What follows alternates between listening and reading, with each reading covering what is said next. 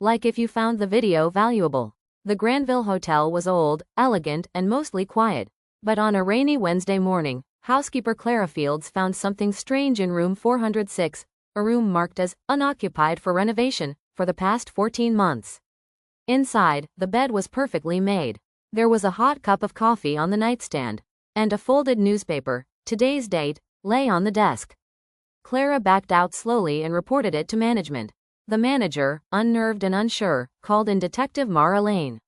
Mara arrived by noon. She was greeted by the general manager, Victor Hart, who had already reviewed the guest logs and keycard activity. No one has entered room 406 since last spring, he said. And yet, Mara said, someone drank coffee and read the newspaper in it this morning. She inspected the room. No signs of forced entry. No luggage, no dust on anything. This room's been cleaned recently, Mara observed. Victor frowned. Impossible. Clara is the only one with a key, and she hasn't touched it in months. What's directly below this room? The ballroom. What's above? Roof access, locked tight. Mara noticed something odd. The room smelled faintly of tobacco smoke, but the Granville had been smoke-free for over a decade.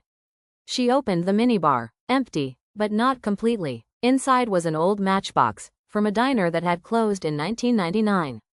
That evening, she interviewed Clara again. Did anything else seem off? Mara asked. Clara hesitated. The mirror was fogged, like someone had just taken a shower. But the water wasn't running? No. Mara inspected the bathroom. The sink was dry, but a single strand of gray hair curled near the drain. Too long for Clara, too straight for Victor. She bagged it. Later that night, she reviewed security footage from the hallway outside room 406. At exactly 5:42 a.m., there was a flicker, then the screen glitched. When it resumed, the coffee cup and paper had appeared inside the room. But no one had entered or left. She cross-referenced guest records from decades past. One name stood out. Simon Rourke, checked into room 406 on March 12, 1987. Never checked out. Police back then assumed he left without paying. But now Mara wondered, had he ever really left? She pulled old blueprints from the city archive. That's when she found it. A maintenance hatch behind the dresser in room 406. Sealed shut after a plumbing update in 1995. The current floor plan didn't show it. Victor had no idea it existed. Mara and the building engineer opened the panel.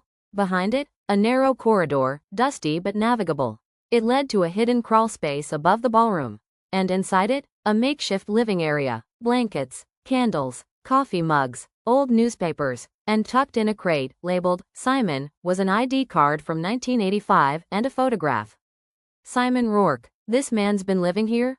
Victor asked, horrified. Possibly, Mara said, or someone's been trying to make us think he has. Then Mara saw it. A wall covered with hotel surveillance photos, clipped from decades of footage. Simon had been watching for years. The newest photo? A screenshot of Mara herself, entering the building that morning. The next morning, they swept the crawl space again. Simon was gone, but on the bed in room 406, there was a fresh note, handwritten in shaky script, I never left. You just stopped looking. Mara issued a full search of the hotel. No trace, no fingerprints. The DNA from the gray hair came back a day later. It matched a man in his 80s, last known address, Granville Hotel, room 406. Simon Rourke, still officially listed as missing. Victor had the room sealed off again. The hatch welded shut, but late at night, Clara still swears she hears someone moving inside room 406. Not pacing, just sitting, waiting.